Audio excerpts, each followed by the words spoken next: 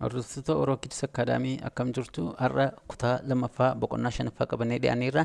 Isaan jalattis danqaalee eegumsa mirga namummaa Itoophiyaa akka jedhu jalqabnee ilaallee turre.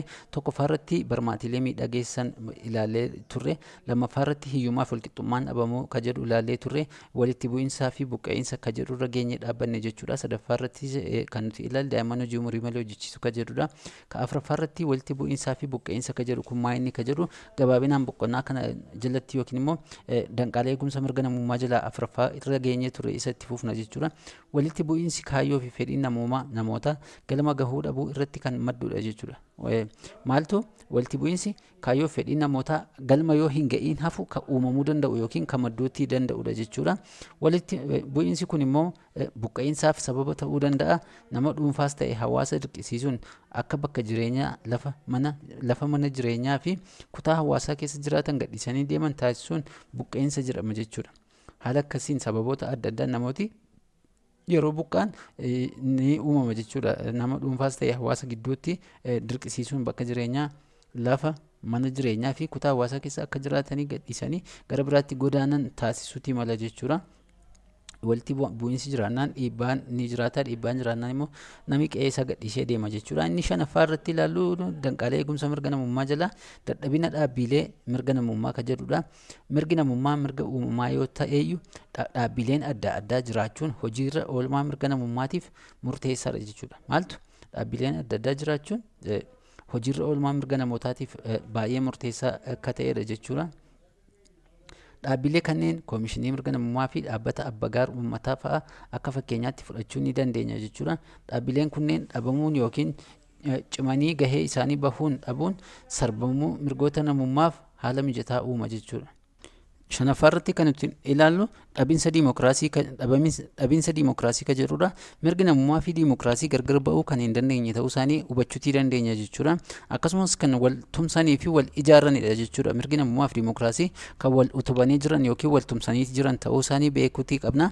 Hanqinni hojii irra oolmaa dhabuu diimokiraasii immoo rakkoowwan akka heddummina keessummeessuu dadhabuu, walqixxummaan dhaabamuu fi diigumsa biyyaa fiduutii ni danda'a jechuudha. Hanqinni hojii irra oolmaa dhabu yoo diimokiraasiin hojiirra hin oolle yookiin seerri hojiitti hin hiikamne rakkoon walxaxaan uumamuutii mala yookiin diigumsa biyyaa fa'aa uumuu danda'a jechuudha. Danqaalee mirgoota namummaa garee A jala jiran dhiibbaa garee B jala jiranii walitti firoomsi jira. Warreen kun danqaaleedha. Warreen kun immoo dhiibbaa isaaniidha jechuudha. Fakkeenyaaf koomishinii mirgoota namummaa jedha. Ga'een koomishinii mirgoota namummaa yookiin maal qoodimi koomishinii mirgoota namummaa kan jedhu daa'imman humna isaanii ol hojjechiisuu, buqqa'insa, barmaatilee mirga dubartoota sarban, jaarmiyaa mirga namummaa tiksu. Koomishinii mirgoota namummaa isa kamdha jechuudha. Jaarmiyaa mirgoota namummaa tiksudha jechuudha. Baarratti yookiin lammaffaarratti qisaasa'ina humna daa'immanii jechuun qisaasa'inni humna daa'immanii daa'imman humna isaanii ol hojii hojjechiisuu isa jedhu kanadha jechuudha. Qe'ee fi mana jireenyaa dirqiin godaanuun buqqa'uudha. Qe'ee fi mana jireenyaa keenya gadhiisnee akka deemnu yoo ta'e buqqa'insa ta'uutii danda'a jechuudha yookiin godaansa ta'uutii danda'a jechuudha. Kanaafuu baarrasa jiru kanadha. Buutii fi umurii malee heerumsiisuun immoo barmaatilee mirga dubartootaa sarban keessaa isa tokkodha yookiin immoo caarrasa jiru kana ta'uu ni ta'a jechuudha. Gudunfaa boqonnaa kana irratti boqonnaa kana keessatti waa'ee mirgoota namummaa barannee jirra jechuudha. Akaakuuwwan mirgoota namummaa bakka gurguddaa sadiitti akka qoodamanis ilaalleerra jechuudha. Akaakuuwwan mirga namummaa isaanis mirga siivilii fi siyaasaa, mirga obbolummaa fi mirga diinagdee hawaasummaa fi aadaati jennee ilaalleerra jechuudha. Mirga siivilii fi siyaasaa tokko, mirga obbolummaa fi lama, mirga diinagdee hawaasummaa fi aadaa kan jennu sadii jennee bakka sadiitti isaan qoodnee ilaalleetii turre jechuudha. Mirga dhaloota tokkoffaa, dhaloota lammaffaa fi dhaloota sadaffaa jennee adda adda baasnee keenyeetii jirra jechuudha. Qabxii biraan mirgooti namummaa kanneen akka mirga lubbuun jiraachuu, bilisummaan yaada ofii ibsachuu, bilisummaan socho'uu, eegumsa heera mootummoota naannolee keessatti taa'aniiru jechuudha. Warreen kun kan federaalaa keessas ni jiru, kan naannolee keessas ni jiru jechuudha. Sanaan ala Itoophiyaa keessatti raawwii mirga namummaatiif danqaalee kan ta'an kanneen akka barmaatilee miidhaa geessisanii yookiin dhibee fidanii barmaatilee miidhaa geessan warreen kamidha akka jedhu bal'inaan ilaalleetii jirra jechuudha. Maal akka ta'ani hiyyummaa, walqixxummaan dhabamuu, walitti bu'iinsa, buqqa'iinsa, dadhabina dhaabbilee fi hanqinni dimokiraasii isaan beekamoodha jechuudha. Boqonnaa kana jalatti bal'inaan waa'ee mirgoota namummaa waliin walqabsiisee wantoota jiran ilaalleetii jirra jechuudha. Inni adda biraan gaaffilee keessa deebii ka jedhudha. Gaaffilee keessa deebii kana yaadawwan armaan gadii yoo sirrii ta'an dhugaa yoo dogoggora ta'an immoo soba jedhii deebisi ka jedhudha kan nuti ilaallu. Heerri mirgoota namummaa naannolee kallattiin heera mootummaa federaalaa irraa kan fudhatamedha jedha. Heerri maali? Heerri mirgoota namummaa naannolee kallattiidhaan heera mootummaa federaalaa irraa kan fudhatamedha. Kun dhugaadha jechuudha. Keeyyatti yookiin heeroti mirgoota namummaa naannolee bal'inaan kan federaalaa irraa kan fudhatamanidha jechuudha. Bakka lakkoofsa isaaniitu adda adda malee achuma irraa kan fudhatamanidha jechuudha. Kanaafuu dhugaadha. Hanqinni dhaabbilee mirgoota namummaa kabajamuu mirgoota bu'uuraa fi shoora guddaa taphatu jechuudha. Hanqinni dhaabbilee mirgoota namummaa kabajamuun mirgoota bu'uuraaf shoora guddaa taphatu. Inni kun hanqinni dhaabbilee mirgoota namummaa kabajamu yoo ta'e mirgoota bu'uuraaf shoora guddaa taphatu kan jedhu kunis dhugaadha jechuudha.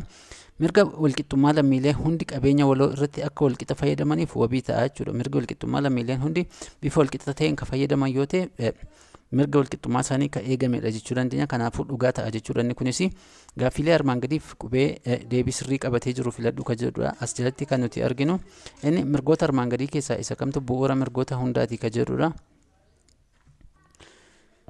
Tole egaa filannoo irratti kan arginu mirga lubbuun jiraachuu, ba mirga bilisummaa dhuunfaa, caa mirga walqixxummaa, daa mirga kabajamuu fi eegamuu jireenyaa kan jedhudha.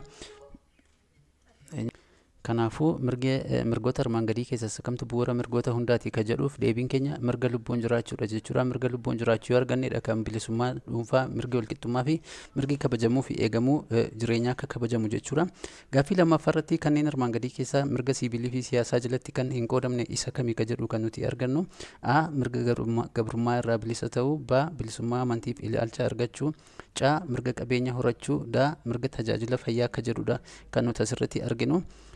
Deebiin keenyas jalatti mirga gabrummaa irraa bilisa ta'uudha kan jedhudha jechuudha. Gaaffii mirga siivilii fi siyaasaa jedhu jalatti kan qoodnu maaliif gaaffiin kun dogoggora qaba jechuudha.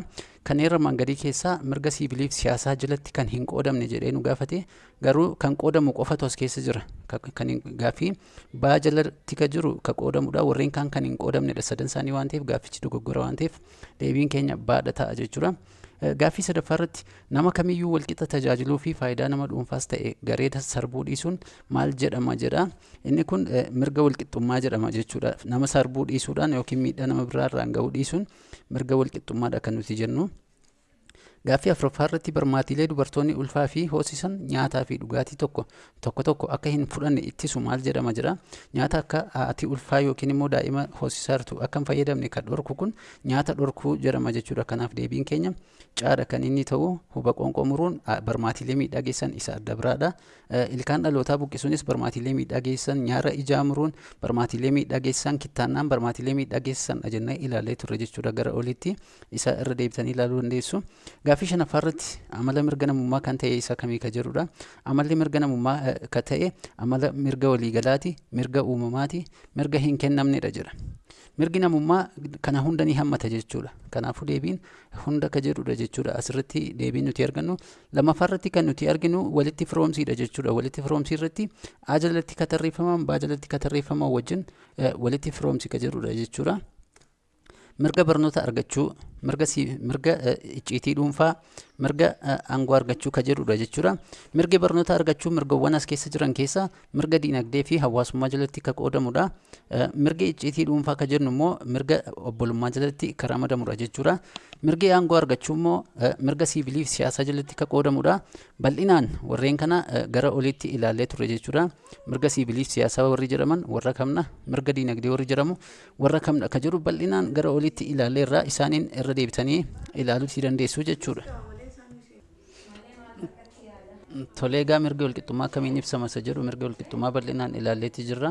Isaan keessaa mirga walqixxummaa, mirga lubbuun jiraachuu, mirga akka yaada ofii akka barbaadanitti bilisaan ibsachuu kanneen jedhanii fi mirga amantii, mirga bal'inaan isaaniin ilaalleerra jechuudha. Jalqaba boqonnaa kanarratti akaakuuwwan mirgoota namummaa maal fa'i kan jedhu akaakuuwwan mirgoota namummaa bal'inaan tokko lama jennee mirga barmaatilee miidhageessanii fi kanneen biroo akaakuuwwan isaanii ilaalleetii jirra jechuudha jalqaba irratti.